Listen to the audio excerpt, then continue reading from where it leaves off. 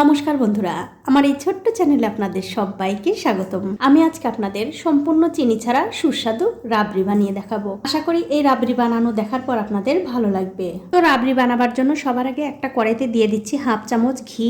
এবারে গ্যাসের ফ্লেমটা একদম লোতে রেখে এই ঘিটা খুব ভালো করে এই কড়াইয়ের চারিদিকে ছড়িয়ে দিতে হবে।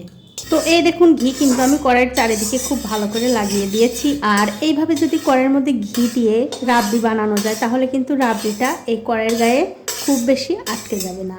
এখন আমি এই কড়াইয়ের মধ্যে দিয়ে দিচ্ছি 1 লিটার দুধ। অবশ্যই কিন্তু আপনারা একদিন হলেও এইভাবে রাবড়ি বানিয়ে খেয়ে আমাকে কমেন্ট করে জানাতে ভুলবেন না আপনাদের কেমন লাগলো। তো সবটুকু দুধ কিন্তু আমি দিয়ে দিয়েছি। এবারে গ্যাসের ফ্লেমটা বাড়িয়ে দিয়ে এই দুধটাকে খুব ভালো করে জাল দিয়ে নিতে হবে। তো এই দেখুন দুধ কিন্তু খুব ভালো করে জাল হয়ে গেছে আর দুধের মধ্যে কিন্তু বলকে এসে গেছে। আর দেখতেই পাচ্ছেন এই যে চারিদিক দিয়ে কিন্তু দুধের উপরে সর পড়তে শুরু করেছে। এইভাবেই কিন্তু আমি সরটা পড়তে দেব। এই দুধটার আমি খুব বেশি নাড়াচাড়া করব না। এবারে গ্যাসের ফ্লেমটা লো টু মিডিয়ামে রেখে এই সরটা আমি আরও একটু ভালোভাবে জমতে দেব। তো বন্ধুরা এই দেখুন 3-4 মিনিট সময় ধরে এই দুধ কিন্তু আমি জাল হতে দিয়েছিলাম। আর দেখতেই পাচ্ছেন ওপর দিয়ে কিন্তু সর পড়েছে। আর প্রথমবারের সর জন্য কিন্তু খুব একটা বেশি মোটা হবে না। এরপর থেকে যে সরগুলো হবে সেই সরগুলো কিন্তু খুব সুন্দরভাবে মোটা হয়ে পড়বে। এখন আমাদের যা করতে হবে এই সরটা এভাবে তুলে এই কড়াইয়ের চারিদিকে একটু লাগিয়ে দিতে হবে। আপনারা কিন্তু অবশ্যই একদিন হলেও এভাবে রাবড়ি বানিয়ে খাবেন। দেখুন সরটা কিন্তু আমি তুলে এই কড়াইয়ের সাথে লাগিয়ে দিলাম। আমি আবারও কিছুক্ষণ অপেক্ষা করব এই দুধের ওপরে সর পড়ার জন্য।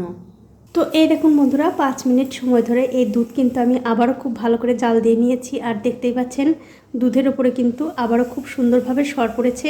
এই সরটাও আমি এই কড়াইয়ের এক সাইডে এরকম করে লাগিয়ে দেব। দেখুন সরটা কিন্তু আমি খুব ভালো করে তুলে নিলাম। তারপর আমি আবারও কিছুক্ষণ অপেক্ষা করব এই দুধের ওপরে আবারও সর পড়ার জন্য। তো আবারও 5 মিনিট পর আমি আপনাদের দেখাচ্ছি। দেখুন আবারও কত সুন্দর কিন্তু সর পড়েছে। এই সরটাও আমি তুলে নিচ্ছি। আর ঠিক এরকম করে কিন্তু আরও একটু সর বানিয়ে তারপর আপনাদের দেখাচ্ছি। তো এই দেখুন বন্ধুরা এই দুধ কিন্তু আমি প্রায় 1 থেকে 1.5 ঘন্টা জাল দিয়ে খুব ভালো করে অনেকটা সর কিন্তু আমি তুলে নিয়েছি। আর দেখতেই পাচ্ছেন দুধ কিন্তু অনেকটা ঘন হয়ে গেছে। তো এই পর্যায়ে কিন্তু অবশ্যই গ্যাসের ফ্লেমটা একদম লোতে করে নিয়ে এই দুধটা জাল দিতে হবে।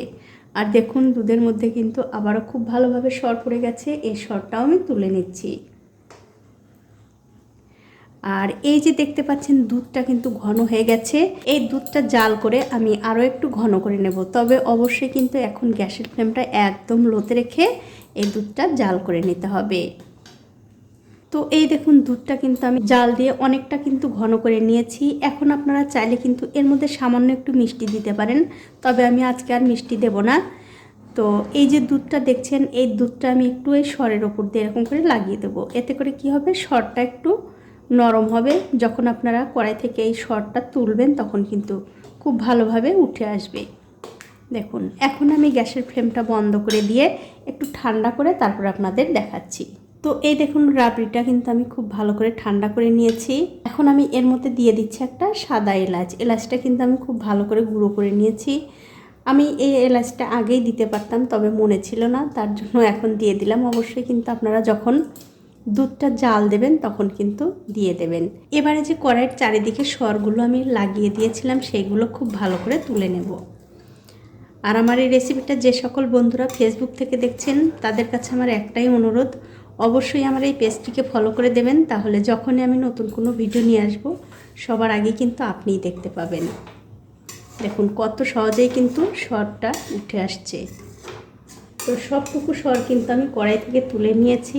এবারে এই দুধের সঙ্গে ভালো করে মিশিয়ে দিয়ে অন্য একটা পাত্রে আপনাদের একটু পরিবেশন করেও দেখাচ্ছি কতটা সুন্দর হয়েছে। দেখুন খেতে কিন্তু বন্ধুরা দুর্দান্ত হয়। আপনারা যে কোনো অনুষ্ঠানে কিংবা বাড়িতে আত্মীয় স্বজন আসলে কিন্তু বানিয়ে নিতে পারেন। আর খেয়ে কিন্তু সবাই আপনার প্রশংসাই করবে।